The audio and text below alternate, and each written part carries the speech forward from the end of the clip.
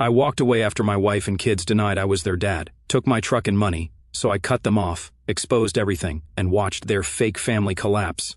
Alright Reddit, I never thought I'd be typing this out, but after spending the last 3 hours reading posts about stepdads getting screwed over, I figured maybe sharing my story might help some other poor soul avoid the love show I went through.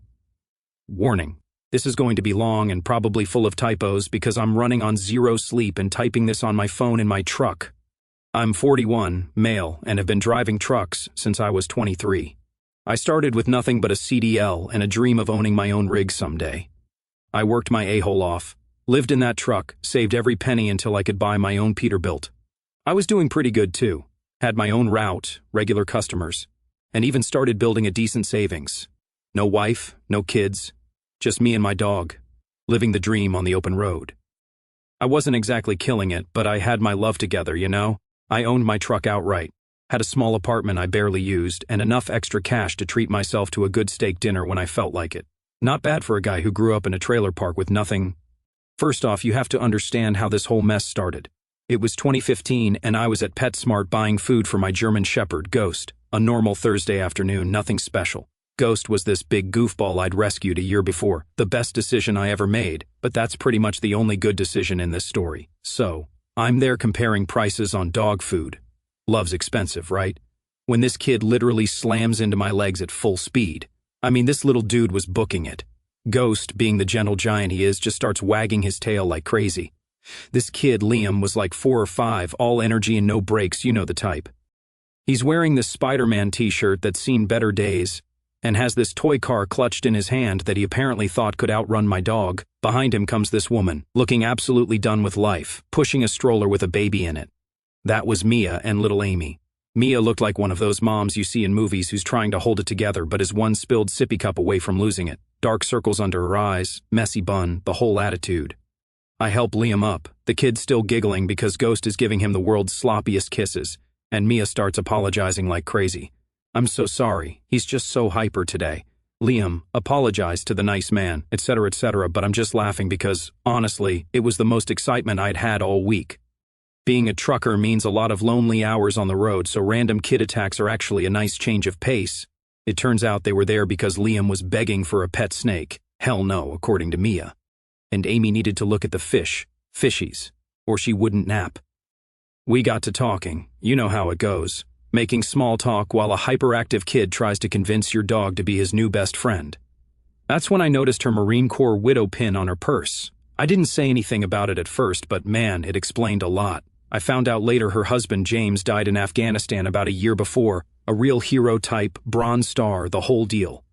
He left behind a 4-year-old boy who could barely remember him and a baby girl who'd never know him. Now, I'm not going to sit here and pretend I didn't notice Mia was pretty. She was. But that's not what got me. It was watching her try so damn hard to keep it together, like when Liam asked if the snake could sleep in Daddy's old room, and her voice cracked just a tiny bit when she said no. Or how she was counting out exact change for dog treats, because you could tell money was tight. Ghost sealed the deal, honestly. This dog, who usually takes forever to warm up to people, was letting Liam climb all over him like a jungle gym. Even little Amy in her stroller was giggling every time Ghost would gently lick her hand. Mia joked that it was the first time she'd seen Amy smile at a stranger in months. I did something stupid then. I offered to let them walk Ghost with me around the store while we looked at pets they definitely weren't getting. Mia was firm on the no snake rule, and honestly, good call. Liam was over the moon holding Ghost's leash with me right there, obviously, and Mia actually relaxed a little. We ended up exchanging numbers for doggy playdates, she said, half joking, but I think we both knew what was up. Looking back now, sitting in my truck with Ghost's gray muzzle on my lap, I wonder if he knew. That dog always was smarter than me. He loved those kids right away, but every time Mia came around, he'd get this look. Not growling, nothing aggressive, just watchful. I should have paid more attention to that, but you know what they say about hindsight being 20/20 and all that love. I guess your dog can't protect you from your own stupid decisions, even if he tries. Anyway, those first few months after meeting Mia were, man, I don't even know how to describe them. It started with those doggy playdates we talked about. I'd bring Ghost to this little park near their apartment complex, and Liam would literally vibrate with excitement every time he saw us pull up in my truck. The kid loved that truck, by the way. He thought it was the coolest thing ever that I drove a monster truck. It's just a regular Peterbilt, but try telling that to a 4-year-old. Here's where I made my first mistake. I started adjusting my routes to be home more. Any trucker reading this knows that's basically throwing money away. But there I was, turning down good long-haul jobs to take local routes, so I could be around for stuff like Liam's T-ball games and Amy's doctor appointments. Mia was struggling bad with money. She never asked directly for help, but you could see it. The apartment was always freezing in winter because she was saving on heat, the kids wearing clothes that were a bit too small. One time, I noticed Liam's shoes were literally held together with duct tape. So, yeah, I stepped in. What else was I going to do? I bought Liam new shoes. The kid cried when I got him light-up ones. Love, it broke my heart. I started accidentally bringing over extra groceries, that kind of thing. Mia tried to refuse at first, but you try saying no when your kid's jumping around in his first new shoes in months. It got serious pretty quick after that. I started staying over more and more. Ghost loved it. The dog had 2 kids to play with and a bigger space to roam. I'd come back from shorter runs, and they'd all be there waiting. Even Amy started warming up to me, went from crying whenever I got near her to demanding bedtime stories. The first time Liam called me Dad, I was under my truck doing maintenance. The kid was watching me work, handing me tools. Wrong ones usually, but hey, he was trying. He dropped a wrench on my finger and swore. He giggled and said, "Dad, you said a bad word, just casual, like he'd been calling me that forever."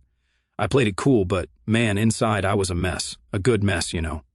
I went out that weekend and bought one of those world's best dad mugs. Dumb, right? I still have it in my truck. Can't bring myself to throw it out. Mia and I got married about a year after meeting. Nothing fancy, a courthouse wedding because I had a delivery that afternoon. She didn't want a big thing anyway, said her first wedding had been enough of a production, but I was too busy playing Superman to notice. We got a bigger place, a nice house with a yard for Ghost and the kids. I started a college fund for both kids, separate accounts under my name, thank God. I worked my a-hole off to provide everything they needed and most of what they wanted. You know what's funny? Other truckers used to give me love about being whipped, missing out on the good routes, rushing home for dance recitals and parent-teacher conferences. But I was proud of it. Proud that Amy would FaceTime me to show off her art projects. Proud that Liam wanted me to teach him about engines. Proud when other parents at school events would say what a great dad I was. Ghost was living his best life too. Had his own spot on the couch that Mia hated but tolerated. Followed the kids everywhere. Even had playdates with the neighbor's dogs. But he never quite warmed up to Mia. He wouldn't growl or anything, just kept his distance, wouldn't take treats from her, wouldn't cuddle with her like he did with the kids. I should have paid attention to that. I started noticing little things about Mia too. How she'd introduce me as the kid's stepdad instead of her husband. How she kept a picture of James, her late husband, on her nightstand but wouldn't put up any photos of our wedding. How she'd talk about James to anyone who'd listen. Brave Marine, hero, perfect father, but would change the subject if anyone asked what I did for work. But hey, the kids seemed happy, the house was paid for, and I had what I thought was a family. Ghost had his humans, I had my ready-made family. Life was good. Now, remember how I said Liam was this sweet kid who thought my truck was the coolest thing ever? Yeah, well, teenagers are a whole different ballgame. When he hit 17, it's like, time I noticed something was really wrong was when I got back from a 3-day run. I'd busted my a-hole to make it home for his football game, even turned down a better-paying route to be there. I walk in the door, Ghost running to greet me like always, and I hear Liam talking to his friends in the kitchen. Nah, my real dad was a Marine with a Bronze Star and everything. This guy's just my mom's husband. I felt like someone slapped me in the face. This was the same kid who used to beg me to take him to the truck yard, who'd sit in my rig for hours while I taught him about engines.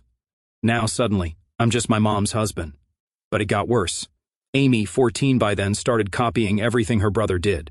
Eye rolls, heavy sighs whenever I walked into a room, the works. One time, I asked her to clean up her mess in the kitchen. You'd think I'd asked her to donate a kidney or something. Why should I? You're not my real dad. There it was, that love phrase. I started hearing it more and more.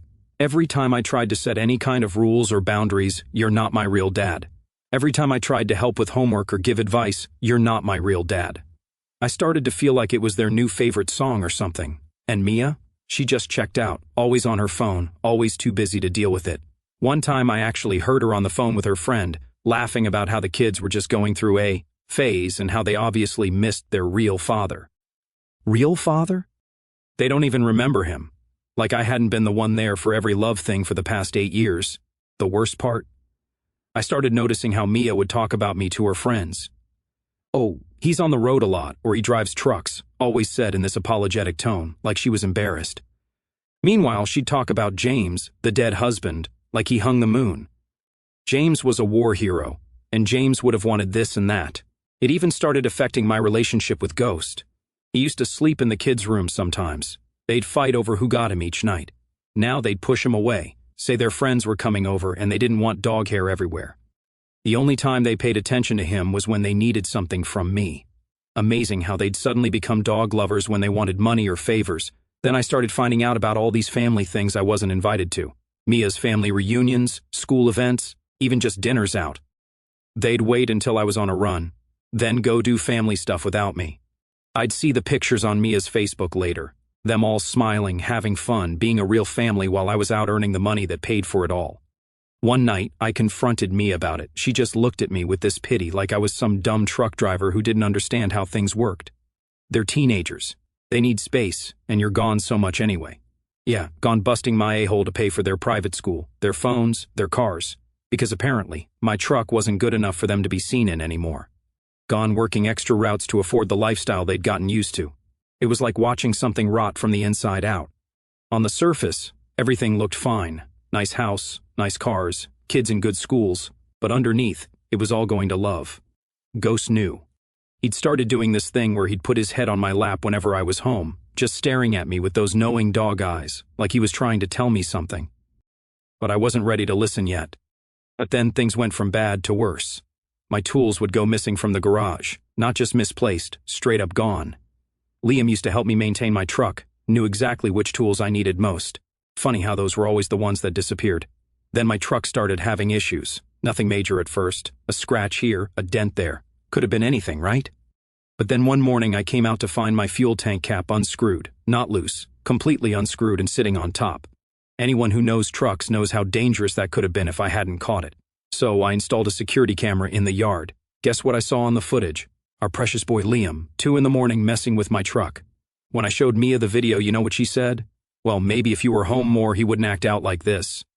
Yeah, that's when I started keeping receipts for everything. Every repair, every replacement tool, every single thing I paid for. My lawyer says that turned out to be the smartest thing I could have done. But here's where it really went sideways. Amy, my little girl who used to beg for bedtime stories, started dating this college guy, Tim or Tom or whatever, real piece of work, trust fund baby type who drove a BMW his daddy bought him. I didn't think much of it at first. Not my business who she dates, right? Then I noticed she's not wearing the necklace I got her for her 16th birthday anymore, the one she swore she'd never take off. Found out later she told her friends it was embarrassing because it came from a truck stop. It was from Tiffany's, by the way. I worked overtime for 2 months to afford it. One night, I'm at home between routes and I hear Amy and Mia talking in the kitchen. Amy's going on about how Tom's family has this big Christmas party coming up, a really fancy affair. Mom, what do I tell them about Dad? My ears perk up, thinking maybe, just maybe, she's worried about explaining her stepdad's job. Nope, just tell them what I always do, honey. That your father was a Marine who died serving his country. They didn't even lower their voices, didn't care if I heard. I was sitting right there in the living room with Ghost, and they just acted like I didn't exist. Ghost growled. First time I'd ever heard him growl at family. Mia jumped, tried to play it off with a laugh. Oh, that dog's getting so moody in his old age. Nah, Mia, Ghost just finally stopped pretending, same as me. But the final straw was when I found out they had a whole Thanksgiving dinner while I was on a run. Not just them, Mia's whole family, some of the kids' friends, even a few neighbors. I saw the pictures on Facebook. They set up in my backyard, used my grill that I hadn't been allowed to use in months because the smoke bothers Amy's allergies, and acted like one big happy family. The caption under the photo said, "So thankful for family. Missing James extra hard today." I was out there driving through a love snowstorm to deliver emergency supplies, missing my family, and they're playing house, pretending I don't exist. I had enough.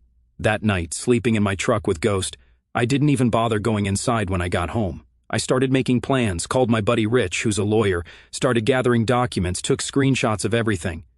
But I still wasn't ready to pull the trigger, still thought maybe there was something worth saving. What a love idiot I was. But you know what's funny about life? Just when you think things can't get more love up, the universe finds a way to prove you wrong. That day started normal enough, just finishing up a long haul from California, looking forward to surprising Amy for her 21st birthday. I didn't know I was the one in for a surprise. I was pushing through because Amy's birthday was coming up, and even though things were love, I still wanted to be there. I had this whole thing planned.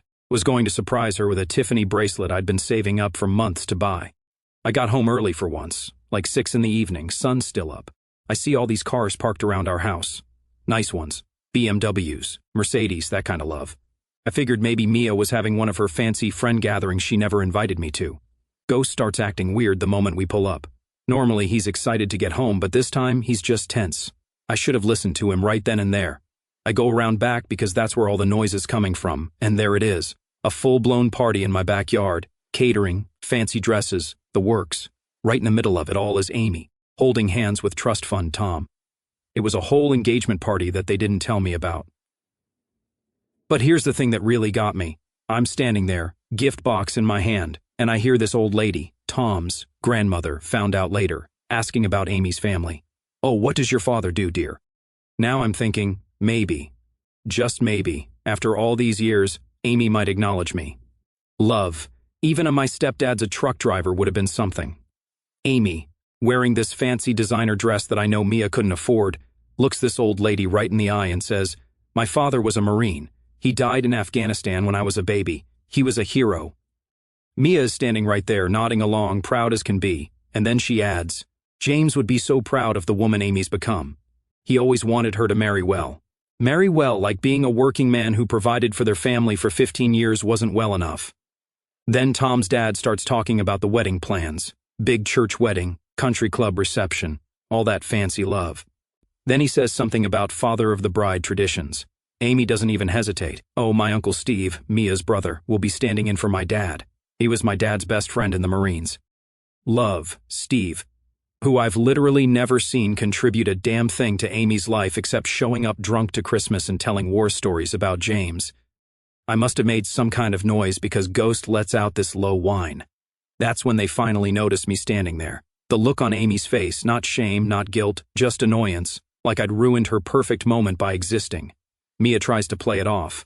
"Oh, Jacob, you're home early. We were just..." But I'm not listening anymore. I'm looking at my house, my backyard, the party being paid for with my money. Found out later Mia used my credit card for the catering, celebrating my daughter's engagement, and I'm not even supposed to exist. The bracelet box feels like it weighs 1,000 pounds in my hand. Ghost is pressed against my leg, doing that thing where he's trying to protect me but also comfort me at the same time. Tom's mom, trying to be polite, I guess, asks who I am. Before anyone can answer, I just turn around and walk away. Get in my truck. Ghost jumps in, and we leave. I spent the night at a truck stop about 50 miles away, just sitting there with Ghost, both of us staring at nothing. That night, I called Rich, my lawyer buddy. I told him, "It's time." He just said, "Finally." I've had the papers ready for months. Honestly, after that engagement party love, something in me just broke. Or maybe fixed itself, depending on how you look at it. I spent that whole night in my truck with Ghost, going through old photos on my phone. Pictures of Liam's first baseball game, Amy's dance recital, all that family stuff I thought we had. But here's something most people don't get about trucking. It's not just some dude driving a big rig down the highway. It's a love business. Contracts, accounts, assets, the whole 9 yards. And while Mia and the kids were busy looking down their noses at the simple trucker, I was running that business like a goddamn CEO. That house they were living in my name. The cars they drove, my name. The credit cards Mia used to pay for that fancy engagement party, all in my name. Even the utilities were under my company's name because of some tax thing Rich set up years ago. But I played it cool, kept driving my routes, kept paying the bills, kept acting like nothing was wrong. I even sat through dinner one night where Amy and Mia were talking about wedding venues that cost more than my first truck. I just nodded along, playing the dumb trucker they thought I was. Meanwhile, Rich and I went through everything. Bank statements, property titles, credit card bills, all of it. Found some interesting love too, like how Mia had been writing checks to her brother Steve, you know, the stand-in dad, from my business account, or how Liam had been using my credit card to buy parts for his car that somehow ended up on his friend's ride. The best part? Mia never signed any prenup, but she also never put her name on anything important. She thought not taking my last name meant she was keeping her independence, or some love. Actually, it meant she had no legal claim to my assets. Rich laughed his a-hole off when he realized that, you know what really gets me though? While all this is going down, they're still acting like I'm the bad guy. Liam's still messing with my truck, caught him on camera again trying to sugar the gas tank this time. Amy's still playing the poor fatherless bride card to Tom's family, and Mia's still running her mouth to anyone who will listen about how her first husband was such a hero. One night, I'm sitting in my study doing paperwork. Running my own fleet now, got 2 other drivers working for me, and I hear them in the kitchen. They're laughing about something, and Mia goes, "Well, at least the wedding will be paid for. It's not like he knows how to hide money, he's just a trucker." Ghost, who'd basically moved into my study with me at this point, looks up at me like, "You hearing this, love, Dad?" I just patted his head and kept working on transfer paperwork with Rich. What they didn't know is that I'd been moving money around for months, legal-like, all above board. Rich made sure of that, but strategic, setting up new accounts, redirecting business income, canceling credit cards, and creating new ones they didn't know about. I even started a whole new LLC for my growing fleet. The day everything was ready, I took Ghost for a long walk. I had to think about what I was about to do. It wasn't just about revenge. It was about taking back what was mine, my dignity, my self-respect, my life. You know what finally convinced me? I saw Amy showing off her engagement ring to her friends in the backyard, a big fancy thing that probably cost more than most people make in a month. She's going on about how she's finally going to have a real family once she marries Tom. That night, I made one last call to Rich. Do it. The plan we'd spent months putting together was finally going into motion. And let me tell you something about patience. You ever watch one of those nature documentaries where a predator just waits patiently, letting their prey think everything's fine until the perfect moment to strike? That was me. That Tuesday morning, I told Mia I was heading out for a 3-day run the night before. She probably thought I was off being a good little trucker, earning more money for precious Amy's wedding. Hell, Liam was probably already planning what part of my rig to love with next. What they didn't know? I was parked just an hour away at my buddy's yard, watching everything unfold through the security cameras I'd installed. And boy, what a show it was. The lawyer, Rich, timed everything perfectly. The courier showed up right as Mia was having her morning coffee. 3 thick envelopes, each one a different kind of love. You should have seen her face when she opened that first package. Divorce papers. But not just any divorce papers. We're talking a whole goddamn manuscript of their love. Security footage of Liam's little vandalism, hobby. Bank statements showing Mia treating my business account like her personal piggy bank. Screenshots of Amy talking love about me online while flashing the designer crap I paid for. All of it documented and notarized. Then came the eviction notice. Mia always acted so high and mighty about keeping her independence, not taking my last name. She never once bothered to check if her name was on the house deed, though. Funny how that works out. But the cherry on top? That 3rd envelope. Watching her face as she realized every credit card was canceled, every joint account closed, every asset transferred, all perfectly legal, all documented, all gone. It was like watching someone realize they've been playing poker with a marked deck, and they just lost everything. The meltdown was biblical. First came Mia's calls, screaming about the wedding and the house and how I couldn't do this to them. Then Liam, trying to act tough about the credit cards, like he had any love right to them after what he did to my truck. Finally, Amy, real waterworks about her special day being ruined, how Tom's family would think they're trash. Not one word about the years I spent being her dad, not one "I'm sorry" in sight. Mia tried running to her fancy lawyer friends, but it turns out they're not so friendly when they realize their client doesn't have a legal leg to stand on, no joint accounts, no joint property, not even a claim to that overpriced furniture she loved to show off to her friends. All bought with business accounts, all mine. Then Mia's brother Steve shows up, probably thinking he's going to play tough guy. Remember Steve, the stand-in dad for Amy's wedding? Yeah, he wasn't so tough when my lawyer's associate served him with a cease and desist and a restraining order. Turns out threatening someone who keeps receipts isn't such a smart move. By sunset, Mia's crying to anyone who will listen. Amy's playing victim on social media, and Liam's still making threats about my truck. Thanks for the written evidence, genius. But here's the best part. I made sure everyone knew why. Rich helped me put together a nice little information package for all their fancy friends, Tom's family, everything laid out nice and neat. The vandalism, the theft, the lies about being a grieving military family while living off my work. I even threw in some choice recordings of them mocking my job. Tom's family, old money types, real proper. They didn't take too kindly to finding out their future in-laws were a bunch of grifters. That fancy country club wedding suddenly got love up.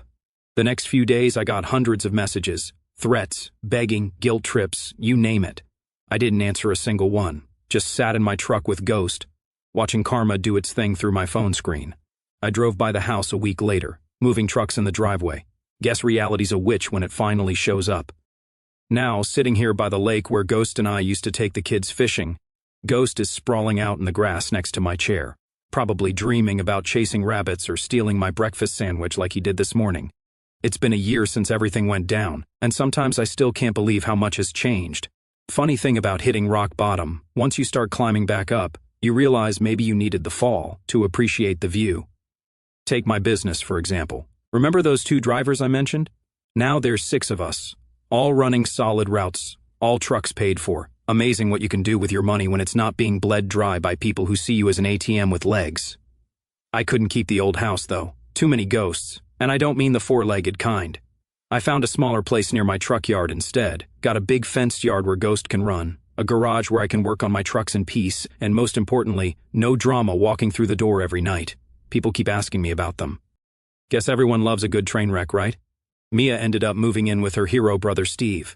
Funny how his heroic spirit dried up when she actually needed help. Last I heard, she's answering phones at some dental office. Turns out just a trucker, wasn't such a bad provider after all. Liam's working at his uncle's tire shop now. College wasn't so appealing once Daddy's money stopped flowing. Kind of ironic, the kid who thought manual labor was beneath him is now changing tires for a living. Life's got a sense of humor, I'll give it that. And Amy? That fairy tale wedding crashed and burned. Trust fund Tom's family had some concerns about their precious son marrying into a family with questionable values. Their words, not mine. They offered to bankroll a smaller ceremony, but the princess wouldn't have it. She's slinging plates at some chain restaurant now, living back with Mia. That Tiffany bracelet I bought for her birthday, I sold it, got Ghost an orthopedic bed instead. Best trade I ever made. The messages still come sometimes. Mia's essays about how I destroyed the family go straight to Rich's evidence folder. Amy tried the I miss you dad routine on my birthday. Funny how that word only matters when they need something. Liam, radio silence. Good. You know what's weird though? I don't feel anything for them anymore. No hate, no love, just nothing.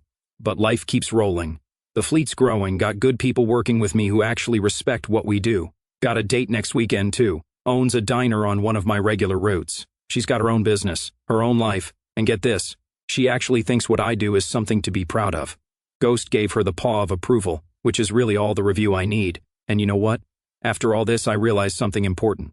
Being a provider doesn't make you a father. And being a father doesn't mean being a doormat. Sometimes the family you think you're building is just a house of cards. And sometimes, the only family you need is the one that's been lying at your feet all along. Ghost is giving me that look now, the one that says, enough with the heavy stuff, Dad. Let's play. I think I'll take his advice. After all, he's been right about everything else.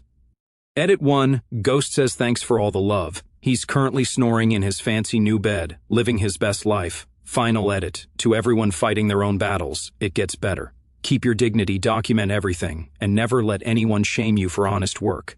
Ghost and I have an early route tomorrow, so we're signing off. Remember, sometimes losing a fake family is worth finding yourself.